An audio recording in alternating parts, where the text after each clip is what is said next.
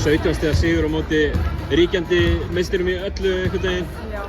Svaka test sem Haukarnir fengu í kvöldu, þú stóðust það heldur betur? Já, mér fannst það alveg, nú man ég ekki hvað það endaði í, en mér fannst það alveg mjög flottar, sóknarlega, varnarlega fannst mér að fá það stundum aðeins auðvelt í kvöld, en bara mjög sátt, þannig við vorum bara svona slakar allan leikinn.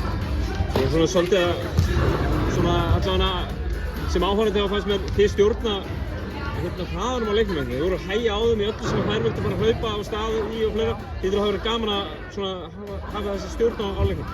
Jú, við komum náttúrulega inn í það að vilja gera það. Þær eru náttúrulega mjög duglegar að hlaupa völlinn mjög vel, en mér fannst við alveg ná að stoppa það á köflum, taka svona transitionið þeirra eiginlega í burtu.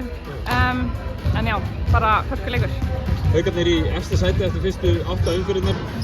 Svona horfandi á hópinn eftir á einhvern veginn að þá er þetta nú kannski ekkert skrítið að þið séu góðar, skilurðu, en það kemur svo svolítið óvart svona með spár fyrir tímabilið og fleira. Já, ég man ekki hvað okkur var spáð sko, en mér finnst við bara að vera á réttum stað og réttu róli og já, ekki búin að toppa en erum bara á flottum stað. Hvað getur þetta Haukalið fara langt í vetur? Já, við erum allavega, það er planið. Kæra þakkir ef að gangi ykkur vel. Takk.